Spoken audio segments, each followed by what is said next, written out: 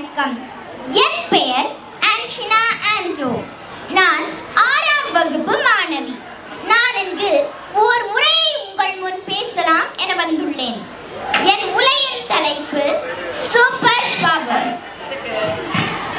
பேரரசுகள் பெருமை பேசும் போது போரின் கீதம் காற்றில் ஒலிக்கிறது. போரின் கீதம் காற்றில் ஒலிக்க மண் குழந்தைகள் கண்ணீர் சுரக்கிறது. ஆணவத்தின் பேரில் உயிர்கள் கரைகிறது. பூமியின் நெஞ்சம் சலனமடிக்கின்றது. வெற்றியின் பேரில் இதயங்கள் முறிகின்றது. கேட்டால் பெருமை பாராட்டிக் கொள்வார்கள், அவர்கள்தான் சூப்பர் பவர் என்று. இந்த எண்ணம் கொண்ட நிறைய மனிதர்கள் பூமியில் வலம் வருகிறார்கள். உங்கள் ஒவ்வொருவருக்கும் தெரியும், அறிவிலிகள் அவர்கள். உங்கள் நாடு சூப்பர் பவராக இருக்க வேண்டும் என்றால் உங்களுக்கும் உங்களை நம்பி வர பிற நாட்டினருக்கும் தேவையான அனைத்தையும் வழங்க திறன் படைத்ததாக இருக்க வேண்டும்.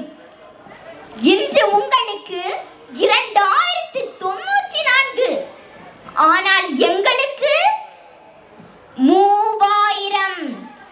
என் வயது 1046. எதிர்காலத்தில் இருந்து வந்திருக்கின்றேன். 2060 இந்தியாவில் மாபெரும் தொழில்நுட்ப புரட்சி நடைபெற்றது. இந்தியர்களாகிய நாம் வேறு கிரகங்களை நோக்கி நம் கவனத்தை திருப்பினோம். இன்று ஏறக்குறைய 7 கேலக்சியில் மனிதர்கள் நிற்கின்றோம்.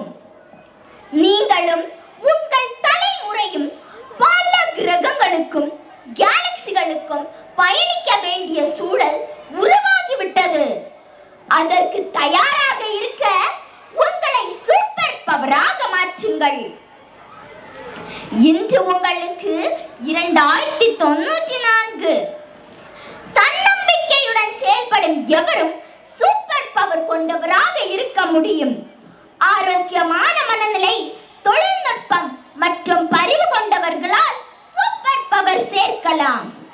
எதையும் அடைய தொடர்ந்து முயற்சிக்கும் ஆற்றல் உண்மையான பவராக செயல்படும்.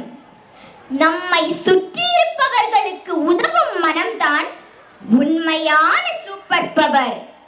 ஆகவே போர்க்களை தவிர்த்து உண்மையான பவராக செயல்பட முயலுங்கள். வாழ்க மனிதம். நன்றி, வணக்கம். மரியாதைக்குரிய பெரியோரே, சான்றோரே, ஆன்றோரே, அறிவு இருந்தும் கருவி இல்லை எனில், கருவி இருந்தும் அறிவு இல்லை எனில் பயனென்னவோ? இரண்டையும் தன் நகத்தை கொண்டதுதான் தொழில்நுட்பம். மனித வாழ்க்கையின் அனைத்து துறைகளிலும் தொழில்நுட்பம் ஒரு மாற்றத்தை கொண்டு வந்துள்ளது. அதுவே மாற்றம் பெற்றுள்ளது. தொழில்நுட்பம், நானோ தொழில்நுட்பம், AI தொழில்நுட்பம், ஸ்பேஸ் தொழில்நுட்பம். இதனால் நன்மைகள் பல. தகவல் தொடர்பு, கல்வி, மருத்துவம், ஸ்பேஸ் டிராவல் என்று சொல்லிக் கொண்டே போகலாம். இவற்றில் சிறந்தவையான விண்வெளி தொழில்நுட்பத்தை நீங்கள் தீவிரப்படுத்தவும் அதன் மீதே அதீத கவனம் செலுத்தவும் வேண்டுகோள் கொடுக்க வந்துள்ளேன். அவை விண்கலம் அமைத்தல், விண்வெளி ஆராய்ச்சி மையம் அமைத்தல், செயற்கைக்கோள்களை இயக்குதல், விண்வெளியில் பயணித்து பிற கேலக்சியில் வாழ முயற்சித்தல், விண்வெளியில் வாழ்வதற்கான வழிமுறைகளை ஏற்படுத்துதல். இவைகளை பற்றிய தொழில்நுட்பத்தில் ஈடுபடுவதுதான் உங்கள் நீண்டகால முயற்சியாக இருக்க வேண்டும். 2060 கட்டப்பட்ட வீடுகள், வடிவமைக்கப்பட்ட கார்கள், சென்சாருடன் அமைக்கப்பட்ட சாலைகள், விண்ணில் ஏவப்படும் செயற்கைக்கோள்கள், பறக்கும் மினி விமானங்கள், பறக்கும் மெட்ரோ ரயில்கள், உணவு தயாரிக்கும் நிறுவனங்கள், மருந்துகளின் பயன்பாடு மற்றும் சுகாதார மேம்பாட்டிற்கான கூட்டமைப்புகள் என அத்தனையும் AI தொழில்நுட்பத்தால் உருவாக்கப்பட்டது. மனிதன் அறிவியலை பயன்படுத்தி AI உருவாக்கி அன்பை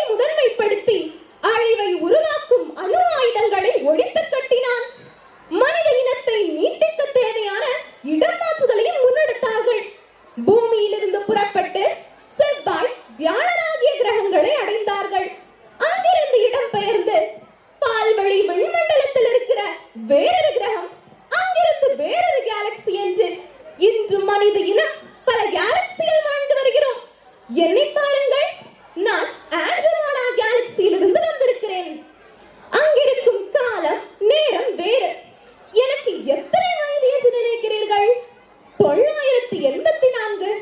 ஆச்சரியமாயிருக்கிறதா? நான் ஃபியூச்சரில் இருந்து வந்திருக்கிறேன். 2035 இஸ்ரோ விண்வெளி ஆராய்ச்சி மையத்தை நிறுவியது. அங்கு ஆஸ்ட்ரோநாட்டாக சென்றதில் நானும் ஒருவர். அந்த ஆண்டுதான் இந்தியாவிற்கு முதற்படியாக இருந்தது. 2035 நான் இந்தியாவை உலகே திரும்பி பார்க்க வைத்தது மட்டுமல்லாமல் உலகை தலைமையேற்று பயணிக்க ஆரம்பித்து கேலக்சியே ஆள ஆரம்பித்து இன்று கலாக்டிக் சூப்பர் பவர் என வலம் வருகிறது என்று சொன்னால் யாருடைய உழைப்பு? இந்தியர்களாகிய நம்முடைய உழைப்பு. ஒன்றுபடுவோம், பாடுபடுவோம், புதிய தொழில்நுட்பங்களை கண்டுபிடிப்போம், அவற்றை அன்போடு கையாளுவோம், பண்போடு பழகுவோம். வாழ்க தமிழ்நாடு, வளர்க என் இந்தியா என்று கூறி விடைபெறுகின்றேன். நன்றி, வணக்கம்.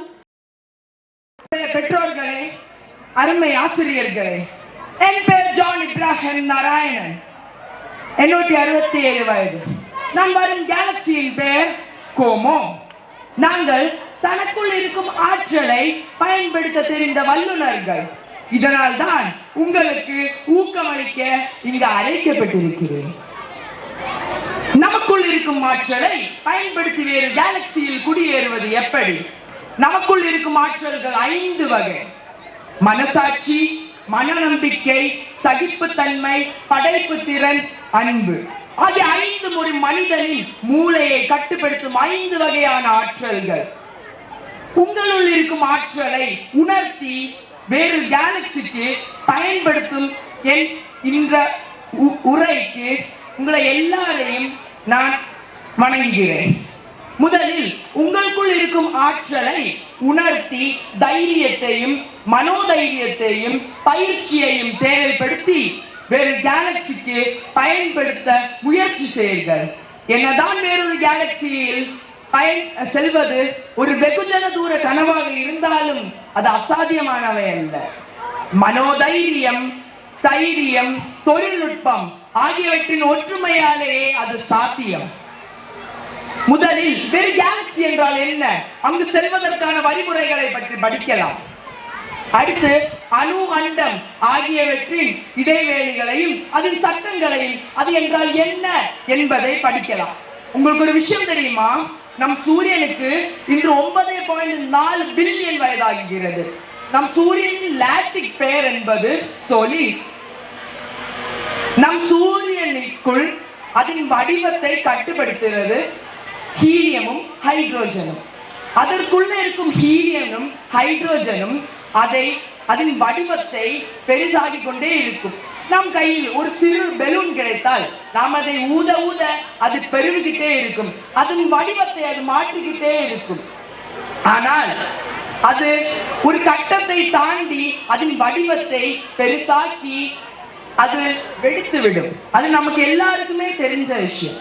அதுபோல நம் சூரியனின் உள்ள இருக்கும் ஹைட்ரஜனும் ஹீலியமும் பெருவி பெருவி ஒரு நாள் சூரியன் வெடித்து விடும். நமக்கு வேறு கிரகங்களில் அல்ல, நாம் வேறு கேலக்சிக்கு அதற்கு செல்ல வேண்டும். வேறு கேலக்சி 1 வருட காலத்தில் நாம் செல்லலாம். 2024 வேறு கேலக்சி என்றால் சில பல ஆராய்ச்சிகளுக்கு கட்டுப்படாதது. ஆனால் இன்றைய வருஷம் நாம் இந்தியா ஒரு சூப்பர் பவராக இருக்கிறது. அதன் காரணம் 2094 வருடம். இந்த வருடத்திற்கு சில பல மாதங்களுக்கும் சில பல வருஷங்களுக்கும் முன்பு நாம் வேறு கேலக்சிக்கு பயன்படுவது எப்படி, பயன்பட்டு சென்று அங்கு உறவுகள் எப்படி உருவாக்கலாம் என்று படித்து விட்டோம். முதலில் வேறொரு கேலக்சிக்கு எப்படி செல்லலாம்?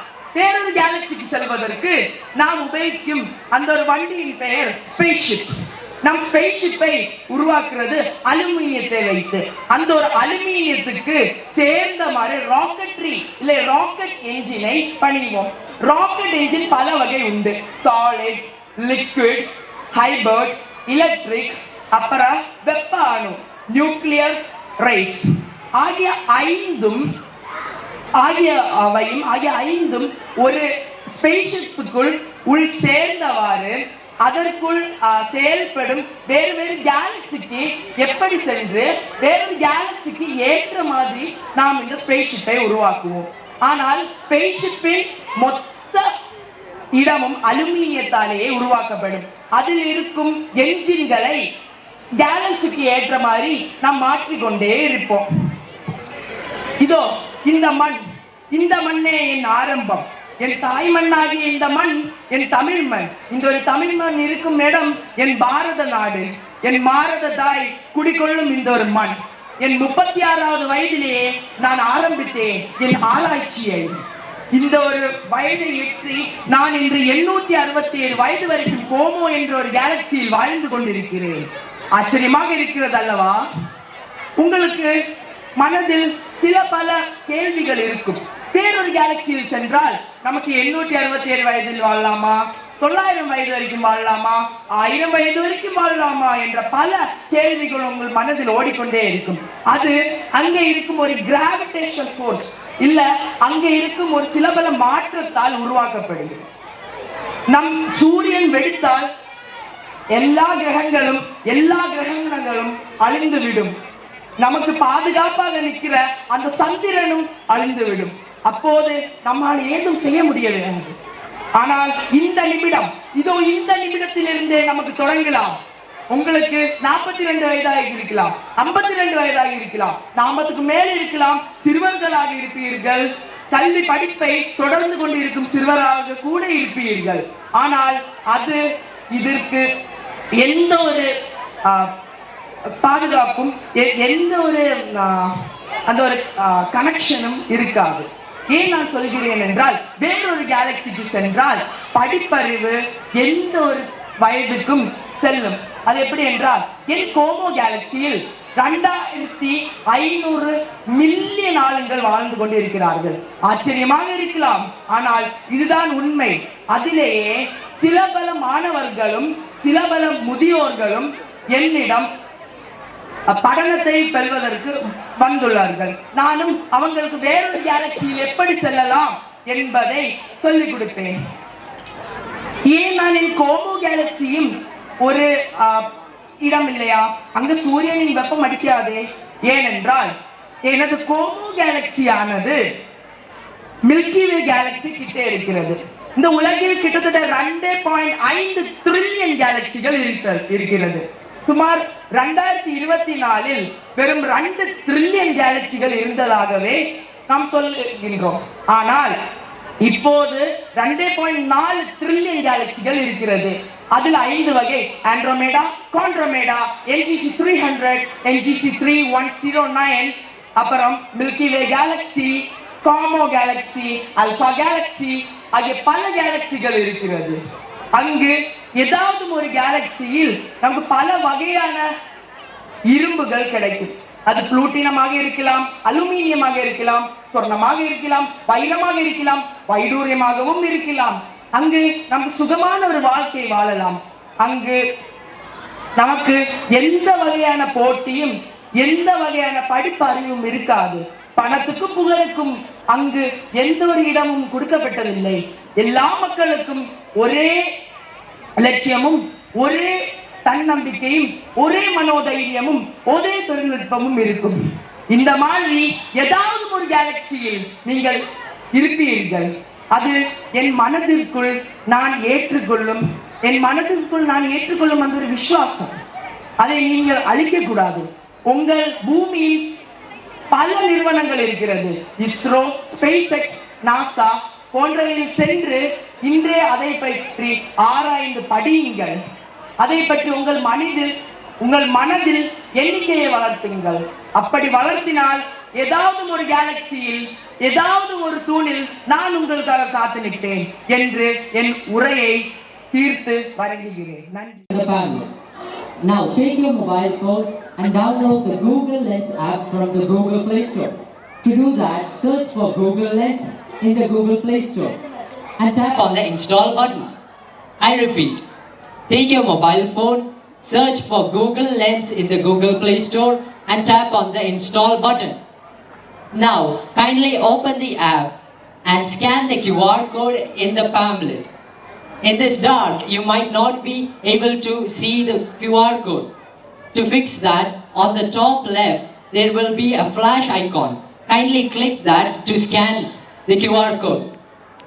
After scanning, there will be a link displayed on the QR code. Kindly click it. When you click the QR code, it will take you to a website where you can cast your vote for all the categories. Kindly choose the best orator and vote for them. Scroll down and click on the submit button to submit your votes and finalize them. Thank you. அன்பான பெற்றோர்களே, நான் இன்று வாக்களிக்கும் முறை பற்றி உங்களிடம் கூற போகிறேன். முதலில் உங்களது போனில் கூகுளை ஓபன் செய்யவும். அதில் கூகுள் லென்ஸை கிளிக் செய்யவும். உங்களுக்கு கொடுக்கப்பட்டுள்ள அட்டையில் இருக்கும் QR கோடை ஸ்கேன் செய்யவும்.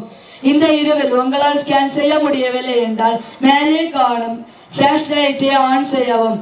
அதை பின் ஸ்கேன் செய்யும் பொழுது உங்களுக்கு கொடுக்கப்பட்டுள்ள லிங்கை கிளிக் செய்யவும். அதன் பின் ஒரு வெப்சைட் உள்ளே நுழையும் பொழுது உங்களது ஜிமெயில் யூசர் நேம் மற்றும் பாஸ்வேர்டை அணியுங்கள். அதன் பின் நீங்கள் பார்த்த உங்களது பேச்சாளர்களுக்கு உங்களது வாக்குகளை அணியலாம். இறுதியில் கீழே காணும் சப்மிட் பட்டனை கிளிக் செய்யுங்கள். நன்றி.